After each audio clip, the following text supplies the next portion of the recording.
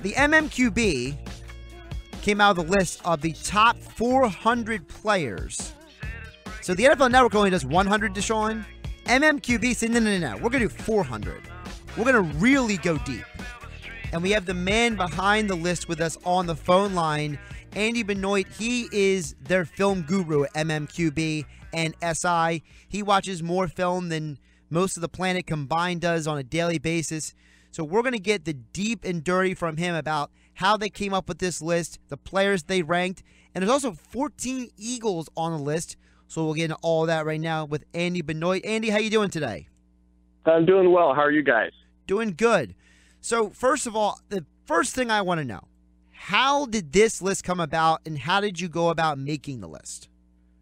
Well, it was Peter King's idea, my boss at MMQB. He actually wanted, we were going to do 500, but as we got into the 400 plus, at some point you feel like you're just picking players, you know. You got to draw a line. So we did 400, and I went through and classified every player in the NFL kind of an A, B, C, D category, A good, D bad. And then within those categories, I classified them again. So we kind of put players into groupings and tiers, and then it was picking guys head-to-head from there. But, you know, guys, to be honest, I mean, I don't even want to call it an inexact science because it's not a science. It's very subjective. And in the NFL, you have 32 teams, 32 different systems, 32 different sets of circumstances for all of these players to account for. So it's hard to say one guy's better than the other consistently across the board, especially at cross positions, different positions. So it's more to engender football conversation than anything, but I understand people like lists. It was actually a lot of fun to do. I was pleasantly surprised by how much I enjoyed it. And that was the process there. And we're going to do a mailbag feature after because we got a lot of good emails from people with their criticisms or their compliments of the list. And so that we're getting what we want out of it in that sense. So let's start at the top of the list here. You have Tom Brady, the number one player on your list. But right after him, you have three straight defensive players. You have J.J. Watt, Von Miller, and Luke Kuechly. Talk about Tom Brady and then those three defensive players, and what is it about those three guys for you making this list that stands out? Because to me, when I look at this list, I understand Tom Brady being number one, 5 Super Bowl rings. He did a couple of those rings with, guys like, Troy Brown, for goodness sake, and Deion Branch. But then you got J.J. Watt, who missed last year, Von Miller, Super Bowl MVP, Luke Kuechly, probably doesn't get enough credit as he deserves as a middle linebacker. Yeah, so the way I decided to do it was take player A and take player B, and who does their job better? Does player A do his job better than player B does his job, yes or no? And if it was too close to call, then we took into consideration, well, who has the more important job? So if it's between a quarterback and a linebacker, we're going to give the edge to the quarterback. So that was kind of how I did it. Again, it's loose parameters. They have to be. But those 4 guys at the top there, I think Brady's the best I've ever seen at quarterback, and I think he's as good now as he's ever been, which is unbelievable. And he's been a lot of different things and a lot of different schemes over his career. J.J. Watt, I realized, didn't play last season. He's the best, and I haven't heard a coach in the NFL disagree with this, but I think the feeling around football is he's the best that's ever played defense. Now, that doesn't mean he'll have the best career when all is said and done. He's got to do it a few more years. But he is as disruptive as anyone who has ever played the game, and nobody wants to play against him. And then Von Miller is the best edge rusher in the league right now, and Luke Kuechly is probably the smartest defensive player in football. The other interesting thing about this is that you have Aaron Rodgers at 6. And you look at Rodgers, he's going to get the 300 touchdowns before he ever gets close to 100 interceptions in his career. Whereas Brady has just over 300 more touchdowns versus interceptions in his career. Talk about the differences for you in looking at Tom Brady versus looking at Aaron Rodgers. Well, it's a fascinating paradox because here's what happens when you watch Aaron Rodgers on film. You look at his footwork, and it's exactly how coaches would teach their players not to do it. You'd never ask a quarterback to have the kind of throwing footwork that Rodgers does. And then you look at some of the decisions that get made and guys that get open within the context of Green Bay's offense where they're pretty defined reads and the progression goes from A to B to C to D.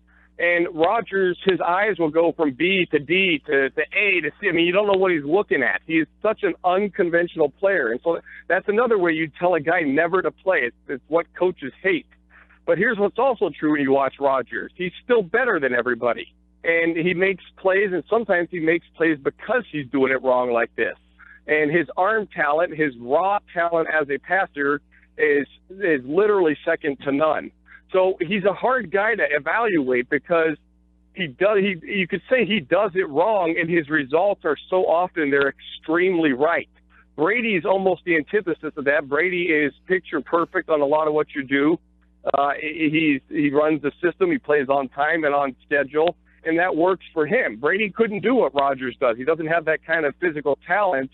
Rodgers at times can do what Brady does. When Rodgers does play on schedule and he does play with discipline, he's borderline unstoppable. We saw that for a little stretch in the playoffs last year in the second half of the Giants game and most of the Dallas game. So Rodgers, he's a hard guy to pinpoint when you're watching on film, though. We're talking with Andy Benoit. He is behind the MMQB's top 400 players in the NFL today. You can check it out at si.com. Andy, looking over this list as well, I'm going to give you my big picture nitpick, all right? Mm-hmm. And I'm not saying I'm right and you're wrong, but this is my nitpick. You have Tevin Coleman ahead of Devonta Freeman, and they're literally right on top of each other. One is 91 and one is 92. Yep. To me, I think Devonta Freeman, it does more than Tevin Coleman. To me, Tevin Coleman, he's a very, very talented running back, but I think Devonta Freeman is a better all-around back. So why did you have Tevin ahead of Devonta? Because I've heard that Kyle Shanahan felt the other way about it. He felt when he was coaching that offense that he could do more with Tevin Coleman than Devonta, and that Coleman's a more explosive, multi-dimensional player. Neither guy is someone that's been on the field for every single snap, so we can't compare him to in theory. I mean, probably you could say you shouldn't compare him to a Todd Gurley. There's such different types of players, but they're versatile, multi-tool running backs, and I think the belief in Atlanta, at least with Shanahan, from what I've heard, he loved them both. He felt Coleman was a little more special than Freeman by a slim margin. Slim margin. Slim margin, the slimmest of margins. I mean, I understand. It makes sense. 91 versus 92. Andy Deshaun, you have 14 Eagles on the list. I wanted to get into the Eagles quarterback, Carson Wentz. You have him as the 16th ranked quarterback, 202 overall. But he's ahead of guys like Sam Bradford, who was going to be the starter last year when Wentz was a rookie, Dak Prescott, who had a great season in Dallas, Kirk Cousins, who's made the playoffs in Washington, Marcus Mariota, Andy Dalton, and Ryan Tannehill. Can you kind of give your reasoning behind that? And is that something that Eagles fans can be excited for this upcoming season with Carson? Yeah, Eagles fans should be elated to have Carson Wentz. I think he's going to be – and I thought he'd get there by the end of his rookie season, and that was a little bit preemptive. He had some more ups and downs as that offensive line had some inconsistencies. He didn't respond well to that. But overall, his learning process, I think he's going to be top 10 by the end of this season, certainly at some point next season. He's on that kind of trajectory. What makes him unique, he showed last year that he can run a quick strike offense, three-step drop-back timing. When you're doing that, you have to be reading the defense sharply before the snap. That's how you're able to get the ball out so quickly after the snap. He was very comfortable in all of that. They did that because they wanted to define his throws a little more. If you're throwing off three-step, you're also not making as many reads. You don't have time to. So, but it's a high-level offense when you factor in the before the snap phase. So he showed he could do that. When he was at North Dakota State, he was more of a traditional deep drop-back quarterback. And that's really where his game is. He's more of an Andrew Luck type than he is one of these quick strike spread out quarterbacks. So I think his ceiling is very high because he's already had success in an offense that really isn't to his skill set. And we're going to see as things get more developed there in Philadelphia and the coaches get more comfortable with Wentz, we're going to see them start calling more plays that are conducive to his skill set. And I think the results are going to be tremendous. The Eagles' biggest free agent acquisition this past offseason was Alshon Jeffery. You have him ranked 89th overall and the 7th wide receiver in the league. What is the realistic ceiling if Alshon stays healthy for his production this season for the Philadelphia Eagles? No, it's high. The problem is he hasn't been healthy or he hasn't been on the field at times for various reasons the last couple years. I'm still taken by his talent, and he is a long-limbed guy. He has big hands. He can snatch the ball. He can elevate and get the ball. And then in Chicago, kind of back to the timing of the offense thing, a receiver like Jeffrey, typically they're more downfield type of threats, and Jeffrey's as good as anyone downfield. But in Chicago, he also showed he could be productive on quicker step timing stuff. So more precision route running, quick slant, the occasional dig pattern. He can play that intermediate level of game. So I think he's going to fit very well for Philadelphia. I think he'll do what Dorial Green Beckham did for him last year, and he's going to be a lot better at it than Green Beckham was. I'm bullish on Alshon Jeffery, but if he doesn't produce this season, and notice he only got a one-year contract, so there are questions around the league about him. If he doesn't produce this season, the conversation changes, because that would be 3 years in a row now that he's basically underachieved. But the talent is there to be a big-time player still. Andy, I want to look at how you ranked a couple Eagles here, specifically on the offensive line to start. You have Lane Johnson as your 7th offensive tackle and Jason Peters as your 27th offensive tackle. So that's the Eagles having two guys in your top 25 of your rankings. What is your perspective of the Eagles' offensive line? Because everybody knows, the Dallas Cowboys have one of the best lines in the league. People underrate many times the Redskins' offensive line. We know that the Patriots and the Falcons have good offensive lines. So where in the NFL do you look at putting the Eagles' offensive line? I think it's capable of being up there. I think they're also pretty athletic inside, or they have a chance to be. I believe they'll make some changes at the guard position this year. So it's overall there's an upside to it. Johnson's gotten better. He was not good with his hands early in his career. He's polished that up, and now we're seeing some of that natural athleticism that he has. It's finally shining through. Jason Peters has always had a ton of natural athleticism. We're seeing that's clearly in decline. He's not the same athlete he was a few years ago, but they believe around there that, to a man, they believe around Philadelphia that he can still gut out at least one more good season, maybe two. The front office seems to think maybe 2 or 3 even, but whatever it is, Peters can survive still. So most teams have to hide at least one of their offensive tackles somehow. Most teams don't have 2 guys that they can trust in pass protection. I think with Peters and Lane Johnson, the Eagles do have 2 guys. That's going to be real important for them. Also on the offensive line, Jason Kelce is not in your top 500, but I noticed you had Nick Mangold, who is a free agent, in your top 400. It's been a point of contention in this area about Jason Kelce because the Eagles, the coaching staff and the front office is how intelligent he is, how athletic he is. But Jason Kelce did lead all starting centers last year in penalties committed, and there were plenty of times that there just wasn't a lot of communication between him and Wentz. So talk about why he's not in your top 400 despite being a 2-time Pro Bowl selection, and also what have you seen from him on film that bothers you? Kelce he's very distinct on film. Here's exactly what he is, and it's been plainly evident for 2 years in a row now. He's extremely athletic. He's as good out in space and getting out in front as just about anyone in the league. And he is almost always overmatched when you keep him in a phone booth and make him fight with the big boys inside. And so what happens is, and we're going to see more of this, teams will start putting a nose tackle up front against Philadelphia, even teams that don't typically play with a nose tackle, because Kelce, you want to get a big body on him right away. And he really, really badly struggles at times with that. So he's got extreme strengths and extreme weaknesses. The problem with being that kind of guy, you can be that as a skill position player because they can draw plays for you. But if you have extreme strengths and extreme weaknesses as a lineman where you're reactive all the time, those extreme weaknesses are going to carry the day. That's what's going to show up more than the strengths, because ultimately the defense is dictating the terms of engagement by how they choose to rush you and how they line up against you. We're talking with Andy Benoit. That's at Andy_Benoit on Twitter, at Andy_Benoit from the MMQB. Andy, I wanted to ask you a question about Fletcher Cox. And he's obviously the best defensive player on the Philadelphia Eagles. You have him rated 26th overall in the 400. That's the highest rated Eagle. For those who kind of just look at the numbers, sacks, forced fumbles, things of that nature, what impact does Fletcher Cox truly make that makes him special?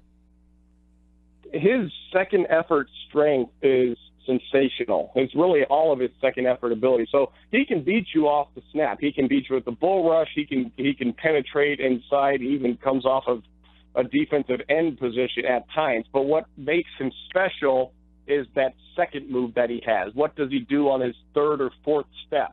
That's where he consistently beats guys. He usually overpowers them, but he has enough body control and quickness to get by them athletically too. That's what always stands out with Cox. And you have to be careful about defensive line stats, because it's not apples to apples. Guys get blocked differently. Guys like Fletcher Cox get a lot more attention than your average defensive tackle. So often the man who gets the sack really wasn't the guy that created the sack. It was someone else, and the pocket broke down. I mean, there's a lot of variables that go into it. Cox almost always stands out positively on film each week. Kind of switching back to the national scene, we all know this is a passing league. Diva receivers, quarterbacks getting gaudy numbers. Looking at the cornerback position and where you have those guys ranked, you have Patrick Peterson at 14th. He's the highest ranked corner. Richard Sherman is way below on the list. He's 130. Kind of talk about, obviously, their different play styles and why Patrick Peterson is ranked so high in a league where there's a lot of passing and he's more of a cover corner.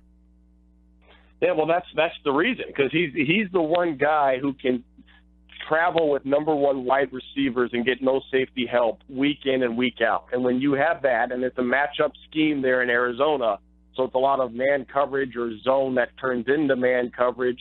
When you have a cornerback like that, you can scheme differently with your other 10 guys. So that cornerback is very, very valuable.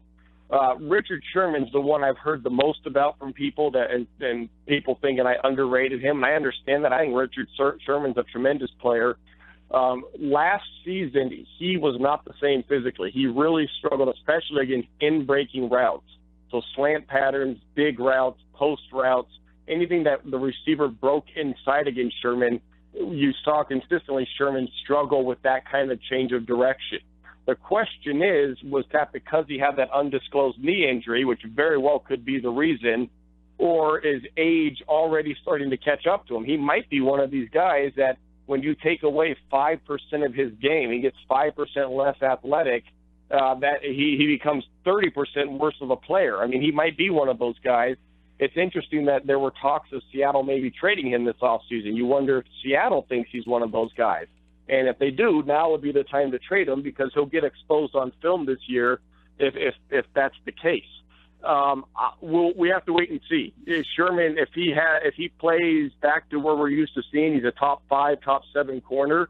He's still very good along the boundary, but there were distinct weaknesses on film last season that coaches around the league were starting to draw up plays just to attack.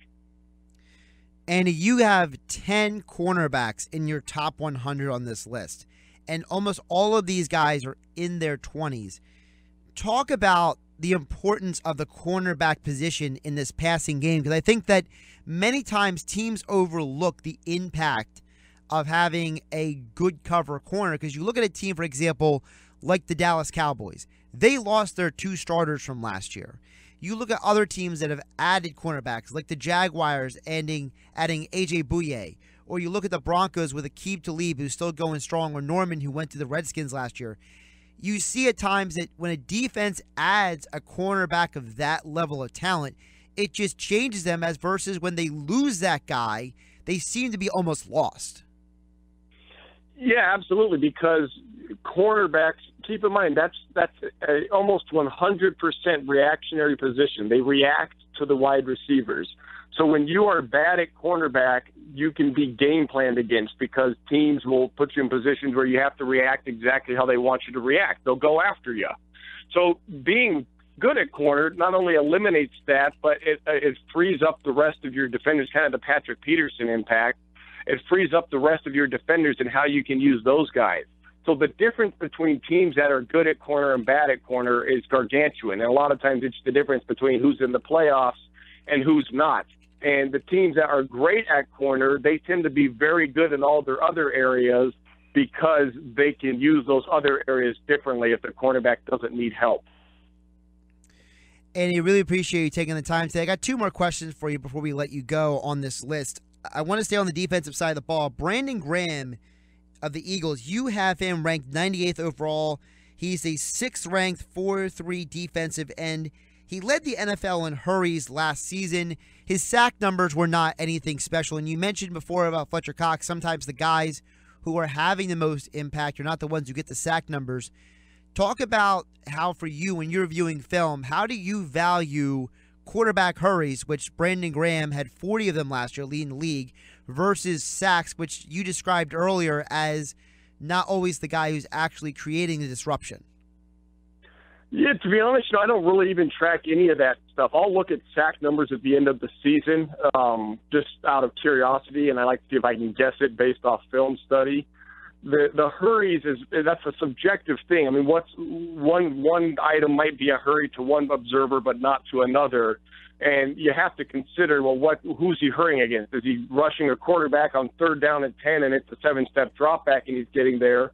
Or is he getting a quarterback on 3rd and 5 and it's a 3-step drop back and he's impacting the QB? And those are two different traits. And Graham, however you shake it out, he stands out positively on all of that. He is a really good player, and it's his leverage that you notice most. He plays really low to the ground naturally, and he doesn't sacrifice his athleticism when he does so. One more final question for you. Back to the quarterback position. You have Andrew Luck. He is, let me just pull it up here. Andrew Luck is your 5th-ranked quarterback, and David Carr was your 10th-ranked quarterback. Those are two of the highest-paid quarterbacks in the NFL, and they're also two of the youngest in your top 12.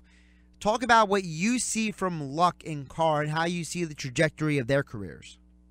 Well, Luck is unbelievable, and I think people are a little bit down on him because they've gone 8-8 the last couple seasons. He's gotten hurt, and certainly he has to be a little more responsible in that regard. But within the NFL, he is revered amongst guys that have to scheme up plays and coach against these guys and worry about them. He's what you want in a quarterback. He can really extend the play without breaking down the play, and that is a special trait. So Andrew Luck he had more big-time, unbelievable plays last year than any QB in the league. He just happened to have too many negative plays as well. He needs to clean that up. Derek Carr, to me, is still a developing player, certainly an ascending one. I thought he was good around after that Buccaneers game. I want to say it was week 9 or so last year. From that stretch until he got hurt, he showed signs of an MVP type of candidate. Now, before that, he was up and down. The Raiders were winning games still, but Carr was not always processing information on the field at the timing that you'd want. His mechanics could be a little bit sloppy here and there. All normal stuff with a young QB, but he corrected that. And to see a guy correct that over the course of a season is very encouraging. And physically, he's got a snappy release. He gets velocity on the ball. I think he is a smart player. They do a ton of different formations in Oakland, so he sees a ton of different looks.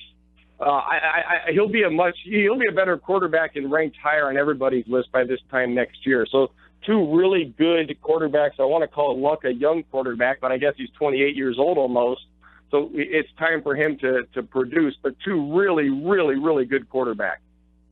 He is Andy Benoit. He works with MMQB at SI.com. His Twitter is at Andy_Benoit. You want to follow him because he puts out there all kinds of observations about film, about players, about stuff that a lot of people may not always notice. Andy, this list is very fascinating. I really appreciate the extended time today. And listen, man, I love lists like this because that means football is here. We're only a couple weeks away from preseason. Yeah, there you go. I appreciate you having me.